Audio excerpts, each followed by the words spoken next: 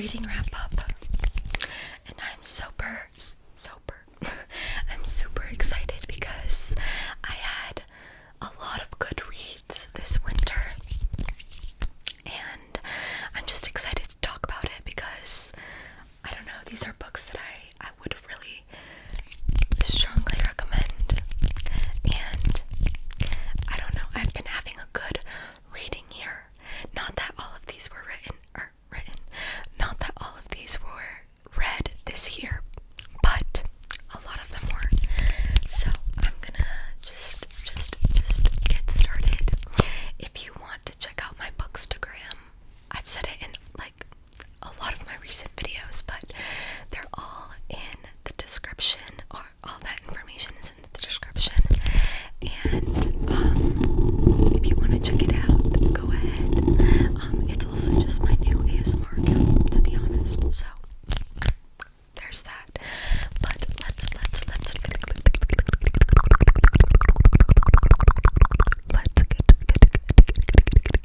get started. Let's get started. So first we have Iron Flame, this big bad boy with the smallest font ever. This book was a solid 4 stars for me. Honestly, if I could look back at it now, I'd probably rate it like a 3.75. It wasn't bad, it was just really long and lengthy. The info in this book was good because it was prevalent. It was definitely prevalent, but a lot of what was written in here also could have been shortened. And I know she released this not too long after Fourth Wing, so I think if she had more time, I think it would have been executed better. I think it would have been written better. But if you are thinking about reading Fourth Wing, I highly suggest reading Fourth Wing. I loved Fourth Wing. The second book is not, it's good. Like, the villain in this book is good. Okay, the plot is good. It's just a lot of, it shouldn't have been this long. That's the thing. If it were shortened, I would say this book was really like a 4.5. But because it was just so long, I did not like it as much as I would have. Also, Violet was a little annoying in this book.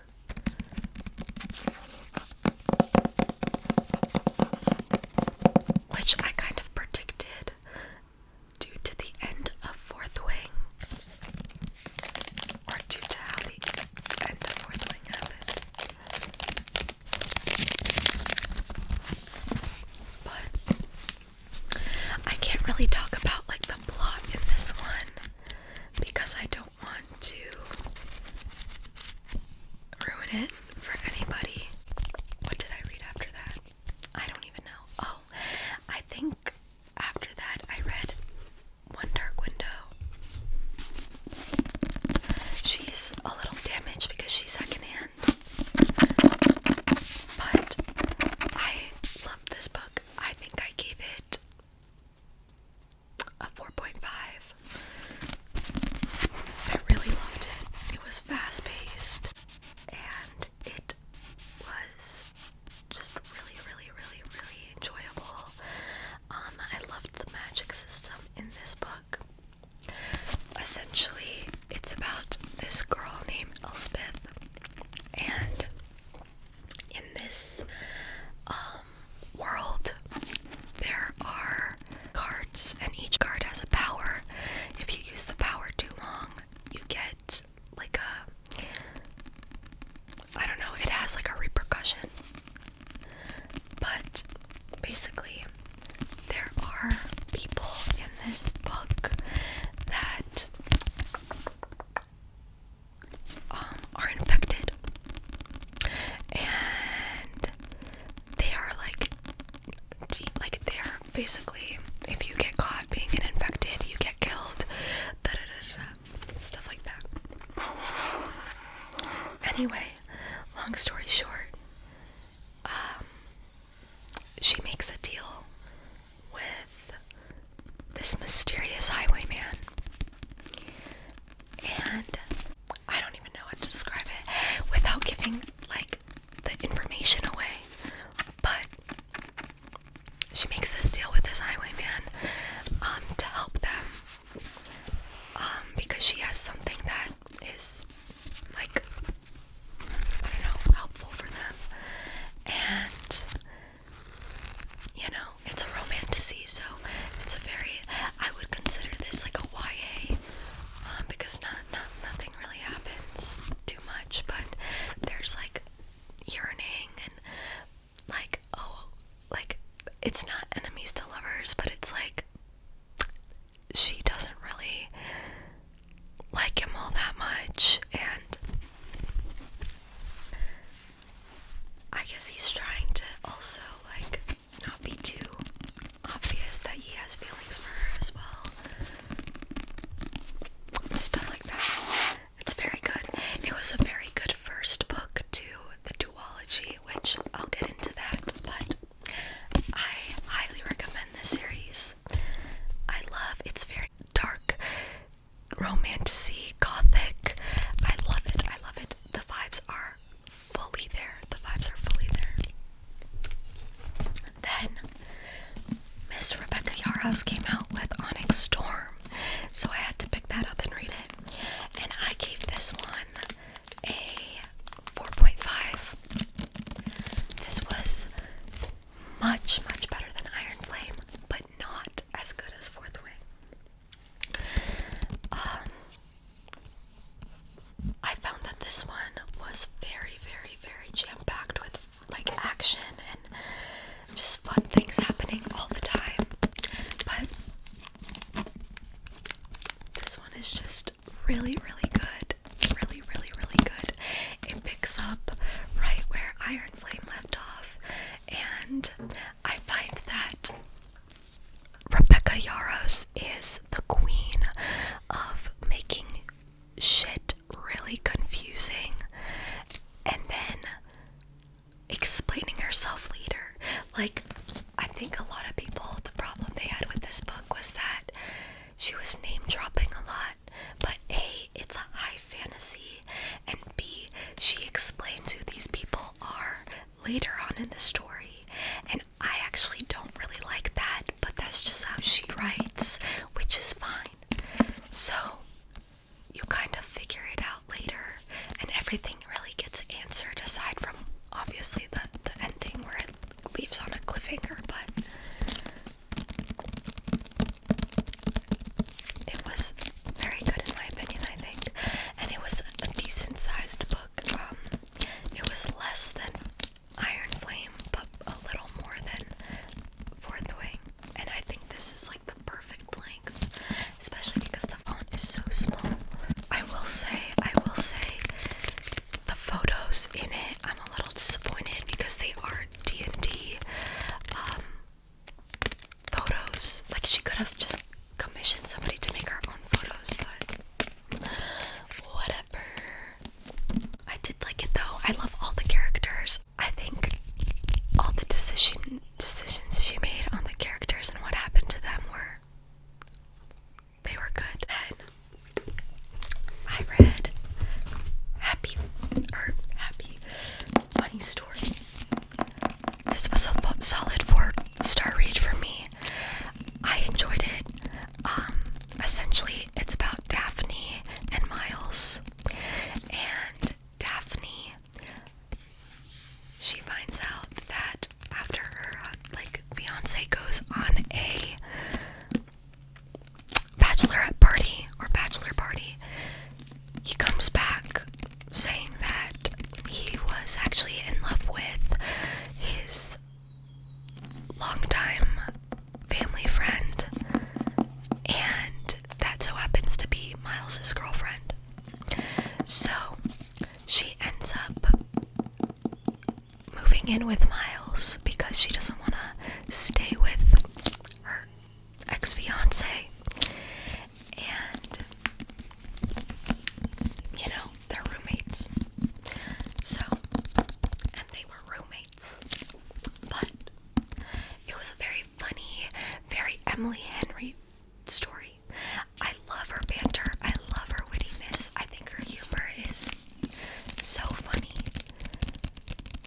it was a good rom-com. Okay, I enjoyed it. I enjoyed it a lot. I'm excited for the book she's coming out with this year, and I really, really want to read Beach Read and Happy Place as well. Then we read, actually I think after Happy Place I read this book. Never lie, never lie, never lie. I didn't read a thriller for a while, so I figured I'd pick up a thriller I haven't read yet from my TBR. And we have Never Lie. It was a good book. It was like a Frida McFadden book. This couple is trying to look for a new home, and they find this home that they're actually supposed to meet their realtor with. The realtor doesn't end up being there. They stay stranded because of a snow blizzard, and just weird things start happening around the house. It's eerie, it's weird. The girl Trisha, who's like the wife, finds these tapes. The house was owned by a psychiatrist who was very famous for her books that she released about her patients. And you get to learn about like the psychologist and like the weird things she would say or do, and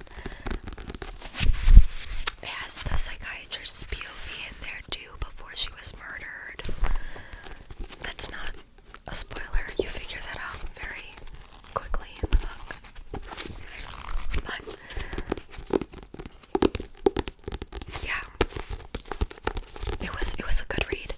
The plot twist was a plot twist. I didn't expect it, and I could see how it made sense, but I don't know. I feel like sometimes with Frida McFadden books, it's so... Sorry for the background noise. Sorry for the background noise, but I find that sometimes with Frida McFadden books, some of her plot twists are very, like, out there. This one wasn't too out there. Then, here's where we get into my 5-star reads, bitch. Okay. Do you see how much I tapped? Do you see how much I tapped, bro? I love this book so much. I bought the special edition for it. I adored this book. You have no idea. This book is about Scarlett and Lucas. Scarlett is a diver. Lucas is a swimmer. And it is so good. I don't want to spoil too much because the main premise I didn't even go in expecting. But essentially, I'll read the back for you. Scarlett Vandermeer is swimming upstream, a junior at Stanford and a student athlete who specializes in platform diving. Scarlett prefers to keep her head down, concentrating on getting into med school and on recovering from an injury that almost ended her career. She has no time for relationships, at least that's what she tells herself. Swim captain, world champion, and all-around aquatics golden boy, Lucas Blomqvist thrives on discipline. It's how he wins gold medals and breaks records. Complete focus with every stroke. On the surface, Lucas and Scarlett have nothing in common until a well-guarded secret slips out and everything changes. So they start an arrangement, and as the pressure leading to the Olympics heats up, so does their relationship. It was supposed to be just a temporary, mutual satisfying fling, but when standing away from Lucas becomes impossible, Scarlett realizes that her heart might be treading into dangerous waters. It is so good. I find that you either love or hate this book, and I'm not a big smut girly, but the way this book is done is so good. Like, I think it's because maybe I'm exposing myself a little here, but the way Lucas is exactly what I admire from a man. So I literally ate it up. I ate it up.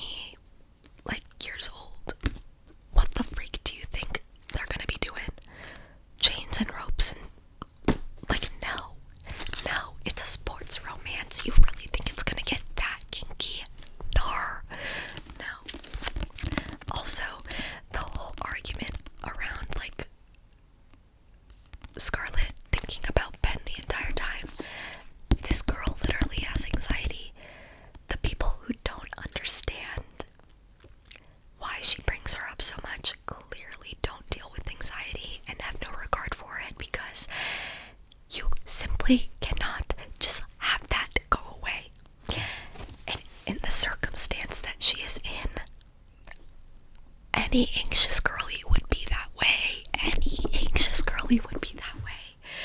Even though, like, what she does is justified and whatever, it is clear as day that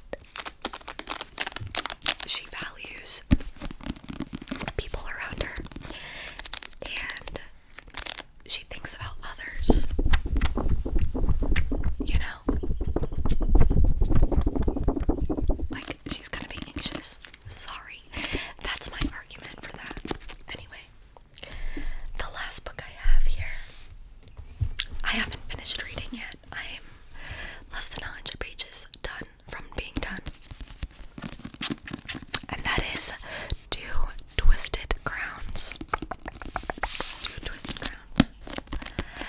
This book is how a duology is supposed to be written. I am telling you right now.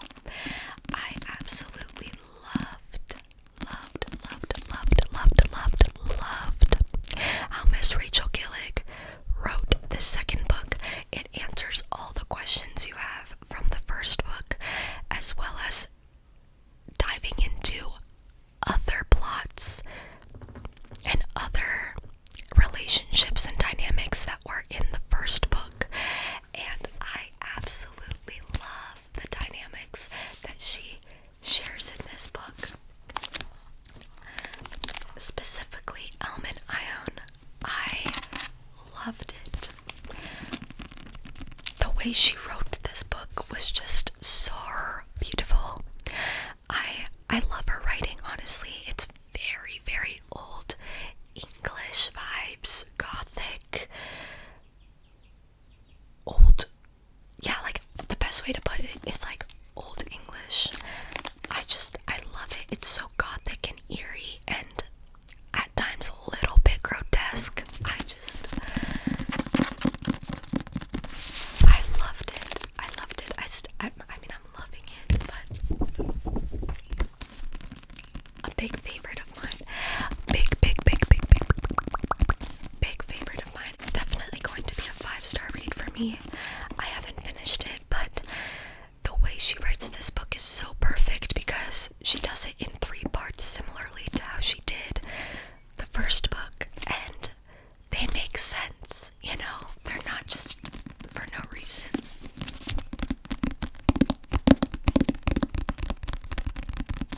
Girl, go.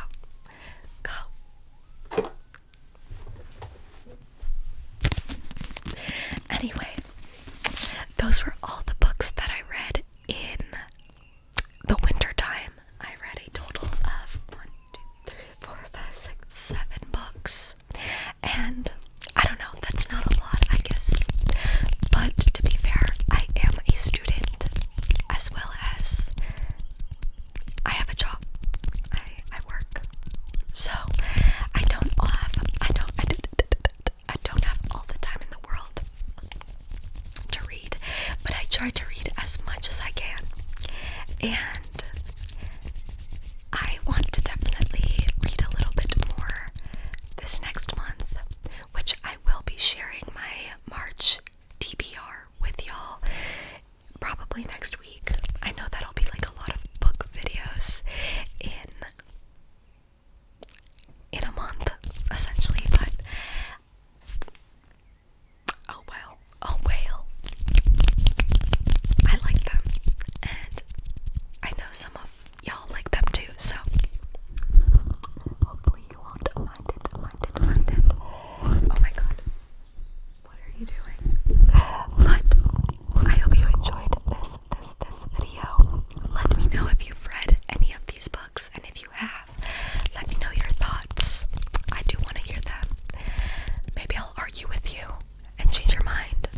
No, I'm playing. No, I do like to hear your thoughts on the books, if you have read them. But thank you so much